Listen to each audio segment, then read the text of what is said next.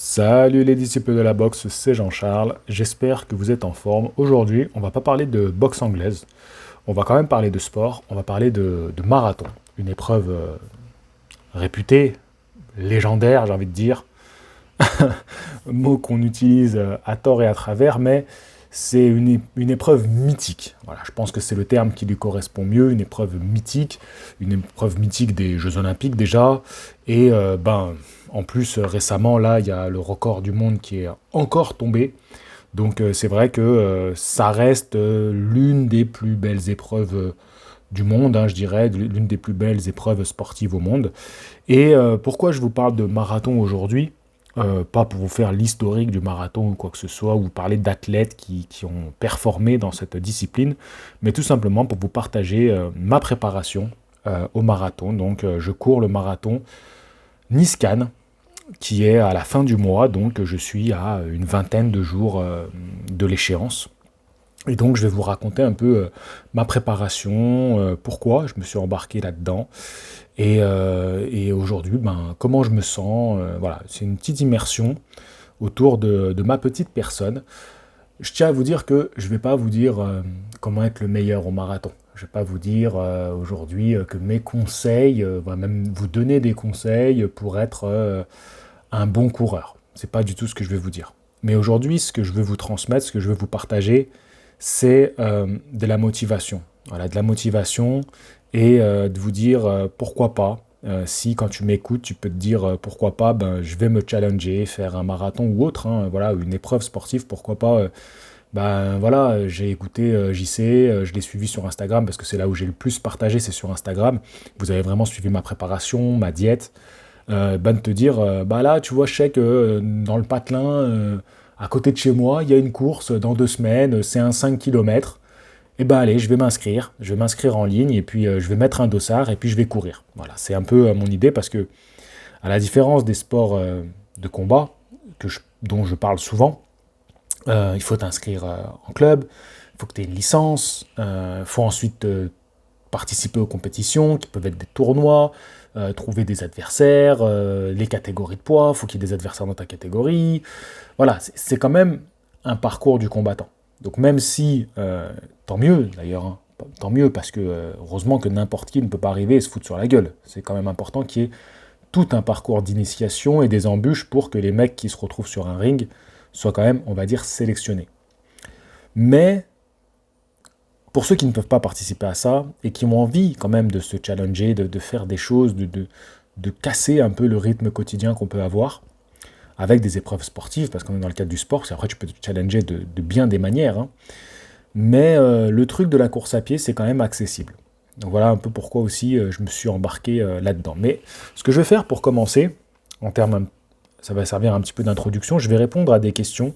Sur Instagram, je vous ai dit, bon voilà, je vous ai partagé toute cette préparation. Je vais répondre à des questions. Donc c'était la semaine dernière, j'avais fait un 16 km dans les Calanques. C'était ma sortie ascension. Donc chaque mardi, je faisais des ascensions.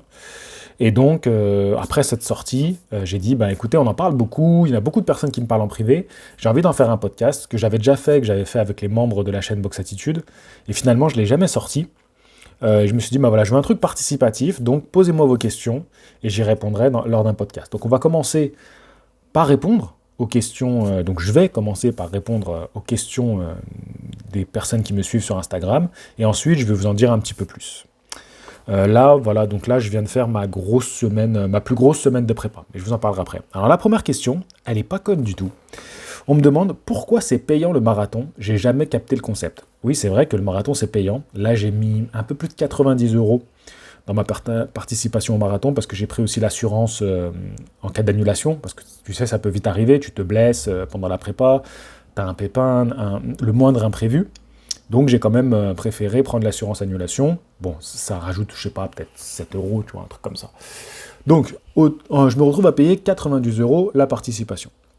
Il faut savoir que moi, j'habite pas Nice, j'habite Marseille, donc je vais devoir y aller. Le moindre frais, c'était en bus, donc je fais l'aller-retour en bus. Je pars la veille du marathon, je rentre le soir du marathon. Et heureusement, j'ai pas à me payer un hôtel parce que j'ai un ami qui va m'héberger. Donc ça tombe bien, ça me réduit encore un peu les frais.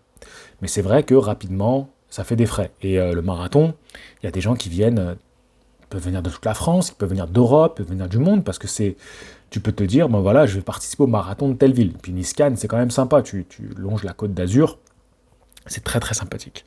Alors cette question, elle est pas conne, hein, parce que quand tu vois les prix, bon, tu te dis tout de suite, putain, mais attends, je vais courir, je vais en chier, et je dois payer en plus, et pas une petite somme. Et en fait, il faut savoir que le marathon, c'est quand même un gros truc, c'est un gros événement. Ça demande beaucoup de mise en place. Voilà, quand tu organises un marathon, bah, tu imagines bien qu'il y a 42 km de route qui vont pas être accessibles. Il faut gérer ça, c'est-à-dire qu'il y a des policiers qui vont devoir intervenir pour gérer la circulation.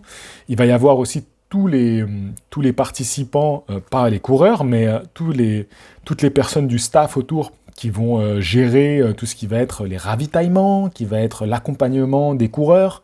Donc c'est une grosse organisation. Il y a du monde qui s'occupe de ça.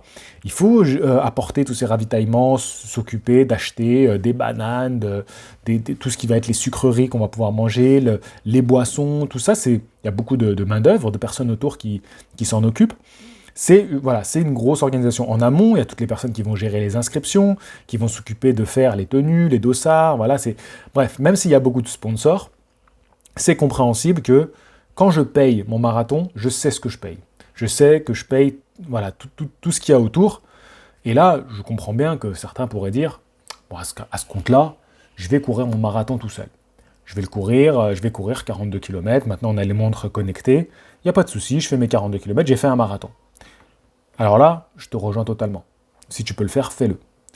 Après, il y a quand même la mise en danger, parce que les gens ne savent pas forcément où t'es, si tu as un accident ou si tu as quoi que ce soit.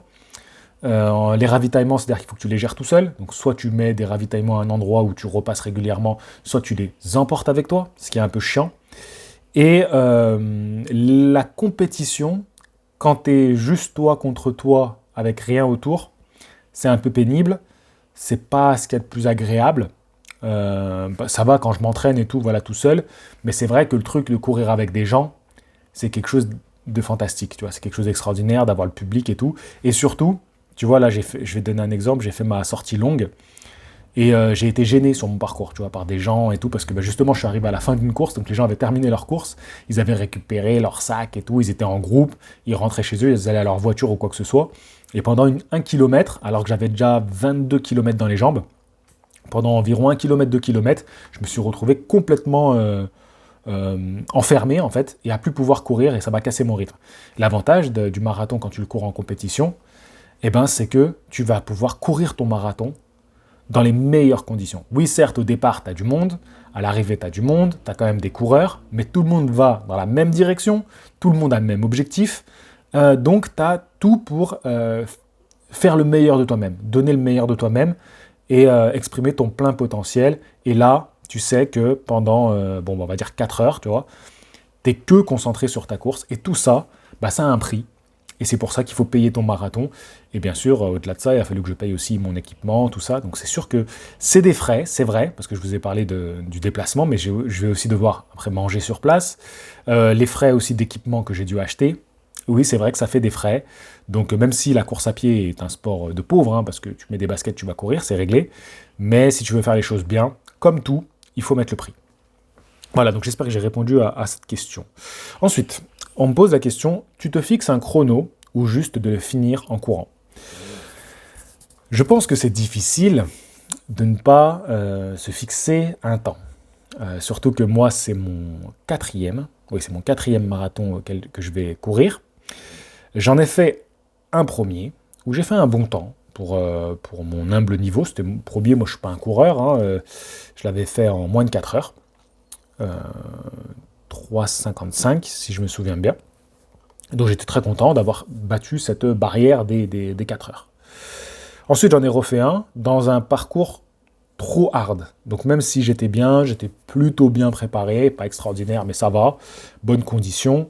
Le parcours était si compliqué, c'était pendant les 100 km de Millau, que j'ai explosé complètement en fin de course et du coup je suis passé au-dessus des 4 heures, 4h10, 4h09 je crois. Bref, j'étais assez déçu de cette course, mais bon, c'est comme ça.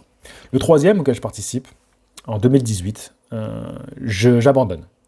j'abandonne. Et du coup, suite à cet abandon, donc problème gastrique en fait, donc j'ai dû abandonner en pleine course alors que j'étais en forme, j'étais vraiment en super forme, franchement. La forme que j'avais en 2018, je ne l'ai pas retrouvée depuis. Voilà, on va dire que c'est ma dernière fois où j'étais vraiment en forme, en vraie forme physique. Depuis, j'ai beaucoup régressé. Aujourd'hui, j'ai 33 ans. Quand je courrai le marathon, j'aurai 33 ans. En début d'année prochaine, j'ai 34 ans. Mais depuis ce marathon 2018, donc c'était le marathon Niskan, donc dans la même période, je vais le dire, voilà, j'ai fait que régresser physiquement. J'ai eu un petit peu des... C'est pas des challenges, mais j'ai fait des choses sympas. Tu vois, je me suis quand même réinscrit dans un club de boxe arrivé sur Marseille. Donc c'était 2019, début 2020, pardon. Ouais, début 2020. Je m'inscris dans un club de boxe à Marseille après Covid, tout ça qui me tombe dessus. J'ai quand même participé à des voyages boxe où j'ai pu voilà, m'entraîner et boxer. Je suis toujours en bonne forme, tu vois. Quand je cours et tout, je suis à l'aise, il n'y a pas de souci. J'arrive quand même à faire des performances. Je me suis toujours entretenu. Mais quand je connais ma condition physique, je m'en suis terriblement éloigné. Terriblement éloigné. Et ça fait partie des choses qui, chaque année passant, me mettaient dans un état psychologique de plus en plus fragile. Dans le sens où je perdais confiance en moi. Enfin, ce mot est un peu exagéré, mais je perdais confiance en mon envie de challenge, de rêve.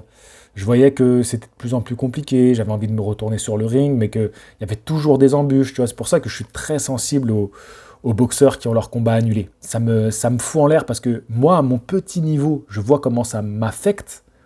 Alors eux, où c'est leur métier et que je vois c'est combat repoussé, combat annulé, combat repoussé, combat annulé, c'est terrible. Bref, c'est juste une petite aparté pour vous dire que j'avais pas de concret en fait. Donc je m'entraînais, mais quand tu t'entraînes sans but, il y a plein de gens, ça leur va, hein. Ils s'entraînent au quotidien, mais ça moi je le fais déjà. Tu vois, moi je passe pas plus de 3 jours off. Depuis des années maintenant, j'ai pas 3 jours off. Je trouve toujours le moyen de faire du sport. Dès que je parte en vacances, je trouve toujours le moyen de faire du sport. J'emmène dans mon sac un petit peu de matériel, t'as besoin de presque rien, mais je trouve toujours le moyen de faire du sport. Donc en fait, le sport de l'homme lambda, moi, ça me suffit pas en fait. C'est pas suffisant. Je suis pas, ça me rassasie pas. J'ai besoin de ces challenges.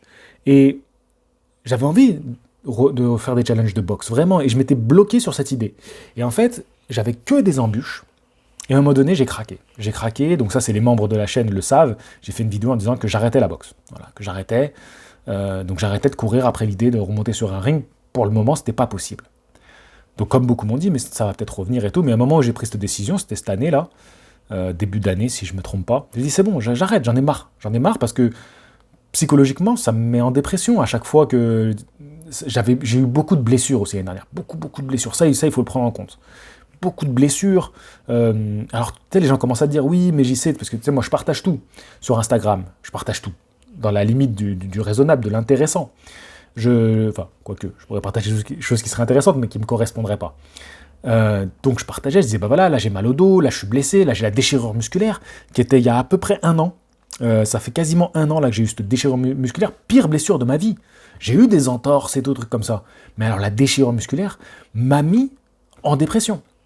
Je vous le dis aujourd'hui comme ça m'a mis en dépression, parce que, comme je te dis que moi le sport lambda ça me suffit pas, alors t'imagines là, d'avoir une déchirure musculaire, c'est-à-dire que mon corps m'a lâché. Pour moi, c'est comme ça que je le voyais. Mon corps m'a abandonné. Mon corps m'a dit, c'est fini. Sur un truc con, on était dans un stage à Toulouse avec mon ami et partenaire Glory, je me blesse. Bon, heureusement, depuis, j'ai reparticipé à des stages avec Glory à Cuba, à New York avec Fred, mon autre partenaire qui a organisé des stages aussi.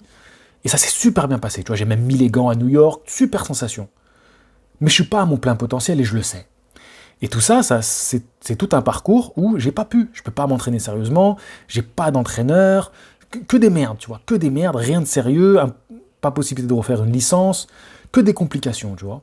Et puis les blessures à répétition, à se retrouver chez le kiné, et ci, et ça, qui sont dues à plein de choses, à un rythme de vie, à du stress, trop de pression, trop de yo-yo, mauvaise alimentation, mauvais rythme de vie.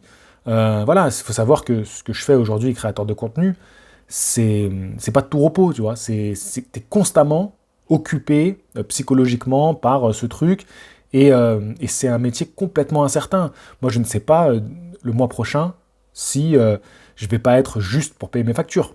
Je ne sais pas. Tu vois, le mois dernier, ça allait, le mois d'avant, c'était ceinture. Donc ça, c'est un état de stress qui fait que je suis pas dans les meilleures conditions. Et en plus, ben voilà, comme je dis, la boxe, ça avance pas, ça avance pas. Et donc, arrivé cet été, j'ai eu un déclic et je me suis dit non, ça va plus. Tu vois, j'ai vu des photos de moi à la plage. Alors, je suis pas, j'ai pas pris 20 kilos parce que j'ai pas, heureusement, je m'entretiens tout le temps, je m'entretiens. Et puis, je mange pas non plus si mal.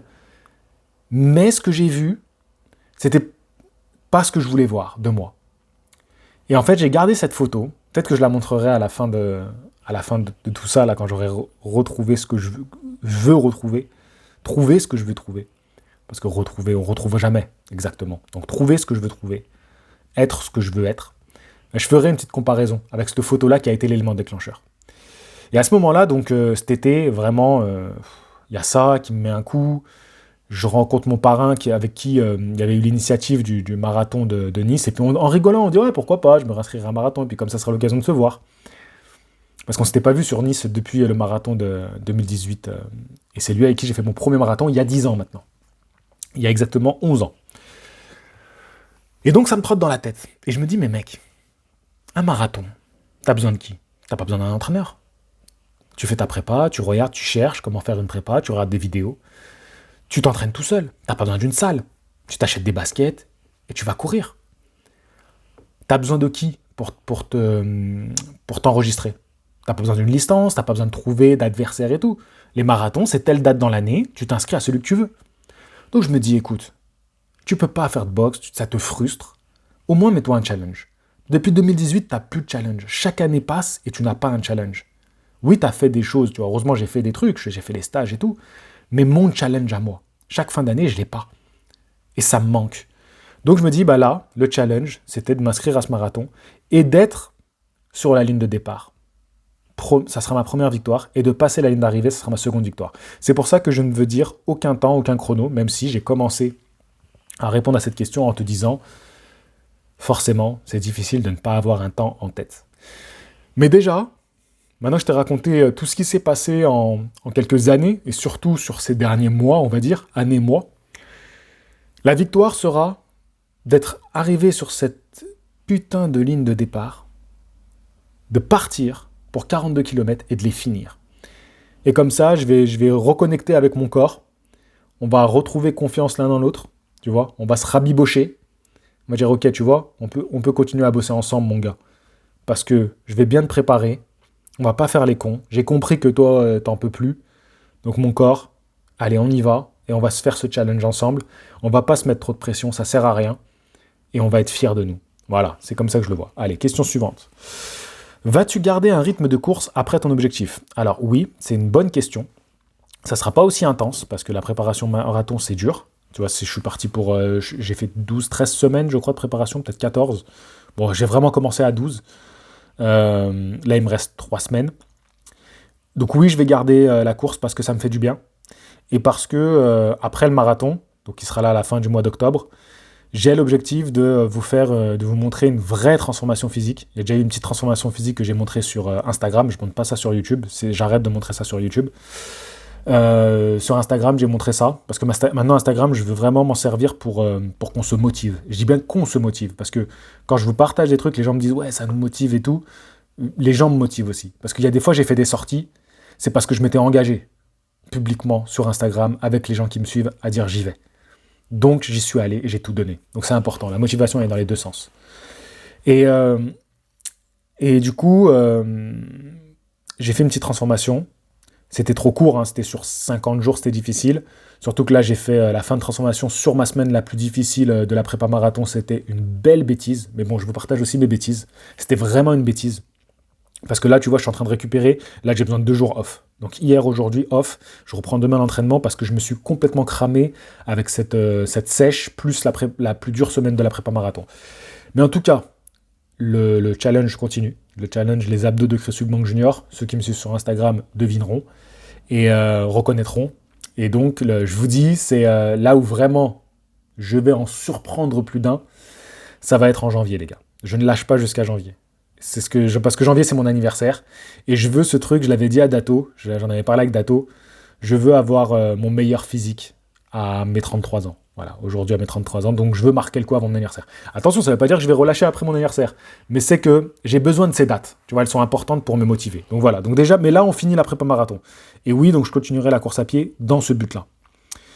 Des appréhensions concernant le mur vers 30-35 km. Alors oui, le mur, c'est toujours une peur qu'on a, parce que voilà, on en parle beaucoup, beaucoup de coureurs en parlent. Moi, mon premier marathon, je ne l'ai pas vécu. Je ne l'ai pas vécu vraiment, cette histoire du mur. Je me souviens très bien, à partir de 30 km, d'avoir les gens au bord de la route qui s'étirent, qui n'en peuvent plus. On aurait dit, tu sais, les scènes de guerre, là, tu sais, où ils sont tombés au combat. Et moi, je continuais d'avancer. Allez, les gars, on y retourne. Oui, j'y pense, mais je ne me mets pas non plus... tu sais, l'important, c'est pas de se mettre de barrière mentale. Il faut être confiant. Et ça, je l'ai bien senti là dans ma prépa marathon. Cette confiance que j'avais quand j'allais courir fait que je mangeais les kilomètres. Putain, j'ai fait des sorties. J'ai fait 2 sorties de plus de 20 bornes. Tranquille, tranquille. Bon là, la dernière, c'était dur, c'était 27. Un peu moins de 27. Vraiment, j'ai mal aux jambes, là, je te dis la vérité. Mais la confiance. Donc, je pars confiant. Je vais les manger, ces 42 kilomètres. Mûr, pas mûr, on va les manger. Alors, tu fais quoi comme prépa pour ton marathon? Alors, comme je l'ai dit un peu plus tôt, j'ai fait à peu près 12 semaines et j'avais un rythme de 3 sorties par semaine. Mardi, c'est les ascensions. Donc, je montais jusqu'à la Bonne Mère, pour ceux qui connaissent Marseille. Donc, ça fait une ascension, je redescendais. Je l'ai fait une fois la première semaine et chaque semaine, j'augmentais. Ou deuxième fois la seconde, 3 fois la troisième, ainsi de suite. Et comme j'ai dû aussi aller chez ma belle-mère, là, pour des raisons personnelles, j'ai dû parfois me retrouver chez ma belle-mère. Comme il y a les calanques juste derrière le quartier où elle habite, j'en ai profité pour y aller pendant les jours où je faisais ma sortie ascension. Donc ça, c'est aussi s'adapter à la vie. Parfois, t'as des imprévus. Et donc, je faisais mon ascension là-bas. Et là, la dernière, c'était là-bas. J'ai fait 9 fois. Donc, c'est la plus grosse que je ferais maintenant. Bon, normalement, j'aurais dû y aller ce matin, mais comme je t'ai dit, je suis obligé de prendre 2 jours de repos parce que j'ai fait ma plus grosse... c'était la semaine dernière. 9 fois. Et donc, là, aujourd'hui, je récupère. Mais je pense que j'irai en fin de semaine faire des petites montées. Mais comme je t'ai dit, là, je suis dans la récup. Donc, ça va être tranquille. Donc, c'était la sortie ascension. Le jeudi, c'était plus ce qui était accélération, travail de coordination. Voilà, donc ça, c'est ce que je vais plus faire maintenant. Je vais m'en rajouter un peu renforcement musculaire, coordination, tout ce qui est exercice de cardio. Tu sais, quand tu vas au parc, tu montes sur une marche, tu montes, tu descends, tu fais pieds joints. Tu vois, je vais faire des trucs comme ça. Donc ça, c'était la séance du jeudi avec des sprints. J'avais une partie en sprint dans le parc ou à côté de chez moi. Par contre, ce qui était pénible, c'est que... parce que ce qui est chiant en France, c'est que les stades avec une piste, il y a des horaires d'ouverture et de fermeture. Donc moi, quand j'y allais, comme par hasard, à chaque fois c'était fermé, donc ça m'a saoulé. Donc je vais au parc, et le problème des petits parcs, c'est que t'as des trous, t'as des racines, donc c'est un peu dangereux quand tu veux faire des accélérations. Bon, jeudi, c'était ma séance comme ça, tu vois, un peu plus spécifique, accélération, coordination, cardio, voilà, tu vois ce que je veux dire. Pas très longue, tu vois, 45 minutes, 50 minutes. Et le week-end, c'était ma sortie longue. Et donc là, mes 2 dernières sorties longues, ça a été la semaine d'avant, 22 km, et la semaine dernière, donc en réalité, là je te sors cette vidéo, je te la sors jeudi, ce podcast, je te le sors jeudi, donc c'était dimanche. Dimanche, j'ai fait 26,7. Normalement, j'étais censé faire 32. Beaucoup de gens m'avaient dit, ouais, c'est pas forcément une bonne idée de te cramer. Donc ça m'a trotté dans la tête. Je pense que ça m'a fait aussi perdre un peu confiance. Et puis le parcours a fait que j'ai préféré lâcher à 27. J'ai fini en vélo, et c'est vrai que sur le retour, je me suis dit, mec, ta semaine était quand même hardcore. Elle était quand même hardcore, et ton corps, il n'aurait pas pu tenir. Donc, voilà un peu ma préparation. Et maintenant que j'ai fini avec cette plus grosse semaine, où vraiment j'ai tiré au maximum, maintenant je vais changer de programme. Je pense que je vais faire 4 sorties par semaine. Je ferai sûrement lundi, mardi, vendredi, samedi, tu vois, pourquoi pas. Je vais voir, j'ai pas encore fermé, ça sera 4. Mais moins longue, tu vois, des 5 km, 10 km, 15 km, tu vois, vraiment des trucs moins longs, mais du rythme pour être en forme, pour arriver bien, tu vois, en confiance. Je vais arriver en confiance en mes jambes. Donc là, il reste 3 semaines, c'est de la gestion, je vais faire pas mal de renforcement, du squat, tu vois, tout ça. Je vais me remettre pas mal aux pompes, abdos. Je fais toujours ça, mais je vais plus faire ça, tu vois, pour arriver bien, tu vois, en bonne condition physique. Donc voilà, ça c'est l'objectif pour les 3 semaines qui suivent. Voilà un petit peu ma prépa. Comment tu te sens à l'approche du marathon? Je suis éclaté. Là, tu vois, au moment où je te parle, je suis éclaté, fatigué. Alors peut-être que là, jeudi, j'aurais repris, donc je serais mieux. Mais là, la semaine dernière a été dur. Vraiment, je sens que en fait, c'était peut-être un peu trop. Donc là, je récupère. Lundi, mardi, récupération. Là, j'enregistre mardi. Je récupère. Mais j'ai jamais été aussi bien préparé. Donc là, ça c'est je te dis le premier ressenti. Là, maintenant, je suis fatigué. Mais j'ai jamais été aussi bien préparé. J'ai confiance en moi. Je suis bien dans ma tête, dans mes jambes. Je sais pourquoi j'y vais. J'y vais pour me faire plaisir, pour me faire kiffer. Donc je suis super content et j'ai hâte d'y être. Tu vois, j'ai hâte d'y être, j'ai hâte de tout donner et de vous dire, bah voilà, c'est fait, ça s'est bien passé. Donc je suis content, je suis excité, j'ai hâte d'y être. Fatigué là, faut que je récupère. Cette semaine, je vais bien la gérer avant de relancer un peu la machine les 2 semaines avant. Même si, cool, tu vois. Il y a la phrase qui dit, il vaut mieux arriver 10% sous-entraîné que 1% surentraîné. Donc je me sens bien et j'ai confiance en moi. À quelle date souhaites-tu courir le marathon? Alors ça sera le 30 octobre, c'est Nice-Cannes. Quel programme d'entraînement suis-tu avec combien de semaines de préparation? Bah voilà, donc j'ai répondu avant, j'étais sur 3 jours semaine. Alors bien sûr, je m'entraîne aussi les autres jours. Les autres jours, je faisais du renforcement musculaire, je faisais toujours des trucs. J'allais à la salle de muscu, donc il y a plus de 3 séances de sport par semaine dans ma semaine. Franchement, je dois avoir peut-être un jour off dans la semaine. Je fais tout le temps du sport, je fais tout le temps de l'activité. Je suis constamment en train de faire du sport. Et préparation, semaine, j'ai dû commencer sérieusement à partir de 14, vraiment me mettre dans l'idée prépa à partir de 14 et à partir de 12, vraiment sérieux. Combien de kilomètres par semaine? Combien de fois tu cours par semaine? Bah voilà, je l'ai dit, 3 fois. Et les kilomètres, je peux pas te dire, mais regarde, la semaine dernière, j'ai enchaîné le dimanche un 22, le mardi un 16, le jeudi, petite sortie, un petit 5, petit 4, juste histoire d'être en jambes, et le week-end un 26, tu vois, presque 27, on va dire 27. Donc ça a fait 7 jours chaud. Mais là, je redescends. Hein. Tu penses qu'un boxeur pro pourrait courir un marathon sans entraînement spécifique? Alors, oui, un boxeur pro, que ce soit n'importe quel combattant professionnel, serait capable de courir le marathon. Maintenant, de le faire à son plein potentiel, c'est une discipline qu'il ne fait pas. Pardon. Il a besoin d'un entraînement. Comme tout le monde. Un boxeur, il boxe. Il fait pas de la course pendant 42 km. Donc même dans ses entraînements, tu cours jamais autant. Jamais. C'est contre-productif. Donc s'il veut faire une performance, pour lui, hein, pas une performance être champion, mais voilà, il doit quand même se préparer. Intéressant pour la boxe niveau cardio. C'est bien que ces deux questions se suivent, parce que non, de courir un marathon n'est pas intéressant en complément d'une discipline, que ce soit boxe anglaise ou quoi que ce soit d'autre. Parce que c'est trop, c'est beaucoup trop. Donc il faut que te consacrer à ça, c'est pour ça que ma prépa maintenant, elle est consacrée à la course à pied. C'est plus un complément, non, c'est course à pied. Par contre, faire des sorties longues, pas des 42 km, même pas des 20 km, je pense que entre 10 et 15, c'est largement suffisant pour les boxeurs, pour te faire la caisse, tu vois. Vraiment de la endurance fondamentale, vraiment, voilà, c'est important d'en avoir. Mais la boxe est un sport avec des changements de rythme, avec beaucoup plus d'explosivité, et donc c'est plus cohérent de faire des sports qui se rapprochent de ça. Donc avec des changements de rythme et de l'explosivité. Souffrance ou plaisir? Mais les deux, mon ami. Les deux, c'est souffrance et plaisir. Les deux. Je ne peux pas te répondre mieux que ça, les deux. Tu frôles la mort, et c'est en frôlant la mort que tu te sens le plus en vie. Écoute, il y a des gens qui se droguent. Moi, j'ai préféré courir un marathon. Premier marathon, sinon, quel est l'objectif de cette édition? Alors non, c'est pas mon premier, comme je l'ai dit auparavant, ça sera mon 4e. J'en ai fini 2 et il y en a un où j'ai abandonné. Donc pour ce quatrième, quel est mon objectif? Bah premier, voilà, je veux être premier du marathon. Une question très basique, mais primordiale.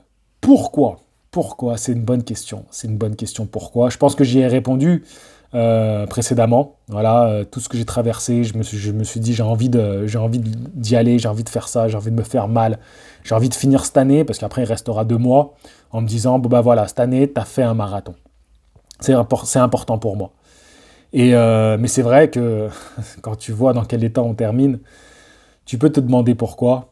Et quand tu es celui qui termine, tu as la réponse à cette question. Tu sais pourquoi tu l'as fait. Parce que c'est pas explicable en fait, ce que tu ressentiras. Trop de cardio risque pas d'être contre-productif en boxe. Exactement, c'est pour ça que je fais ce challenge, parce que je sais que je n'ai pas de combat cette année, que je n'en ferai pas. J'aurais pas pu me permettre, je pense, d'intégrer une prépa marathon alors que j'aurais commencé des combats en amateur sur cette saison. Donc j'aurais commencé une saison de boxe, parce que c'était pas possible à gérer. Donc je pense que si tu te fais un marathon, tu sais que pendant 12 semaines, même un peu plus, parce que tu vas avoir besoin de récupérer une bonne semaine après, tu mets la boxe de côté. Tu peux y aller, tu vois, pour un peu en complément. Tu vois, par exemple, si tu fais trois sorties par semaine, tu peux te dire, je me rajoute de la boxe 2-3 fois par semaine. Tu peux très bien, parce que si la boxe, c'est ce que tu kiffes, ça peut te faire du bien, ça peut aussi un petit peu te changer de ta prépa. Moi, c'est ce que je faisais en allant à la muscu, voilà, ce genre de choses qui te font un peu changer. Ça fait du bien aussi de voir autre chose. Mais tu ne peux pas te dire, je vais performer en boxe et je vais faire un marathon. Même sans compter performer au marathon. Parce que le marathon te prend beaucoup trop d'énergie. Et c'est pour ça que c'était bête quand je vous ai dit que j'ai fait une bêtise de faire la fin de la sèche pendant ma pire semaine, ma semaine la plus dure de la prépa. Parce qu'en fait, il faut te consacrer à ton marathon. Et il me fallait du carburant pour mon corps. Et quand tu fais une sèche, il faut enlever du carburant. Donc c'était une bêtise. Une grosse bêtise. Mais il faut faire des bêtises. Tu l'as peut-être dit dans les stories précédentes, mais tu fais quel marathon? J'ai dit c'est Niscan. Donc voilà, j'ai répondu à toutes les questions. Je vous ai parlé un peu de tout. Je vais juste vous parler un peu plus de l'alimentation. Il faut bien s'alimenter, voilà, quand vous préparez un marathon. Moi, j'ai ajouté des compléments. Pardon les gars, je baille. J'ai ajouté de la protéine en poudre. Je prends de la protéine végétale pour éviter des problèmes de digestion, donc que je fais bien sûr à l'eau. Et je prends des BCAA que je rajoute à ma protéine en poudre. Hein, voilà, donc je bois ça après l'effort. Hein, c'est une boisson que je bois après l'effort. Bien s'hydrater. Voilà, les eaux gazeuses, ça peut être pas mal après l'effort aussi. Bien manger, très important d'avoir une assiette équilibrée. Et j'ai pris aussi des vitamines et du collagène. D'ailleurs, il faut que j'aille m'en racheter parce que j'ai vraiment eu les genoux qui m'ont fait mal. Donc, je vais aller m'acheter du collagène. Tout à l'heure, quand je vais sortir, je vais aller acheter ça. Donc voilà un petit peu rapidement l'ensemble de ma prépa. Là, j'ai le chat qui se jette sur mes genoux. Donc je vais couper là, les amis. Et puis j'espère que ça vous aura intéressé.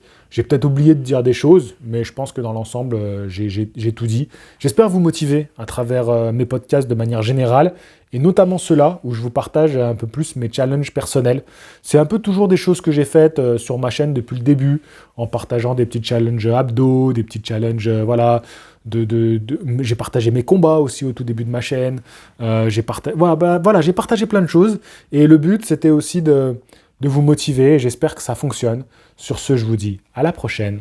Fighting! Et dimanche, je vous sors une émission spéciale sur la nutrition où j'aurai des invités hyper intéressants. Donc la vidéo sortira samedi. Je la sors samedi. Allez, à très bientôt.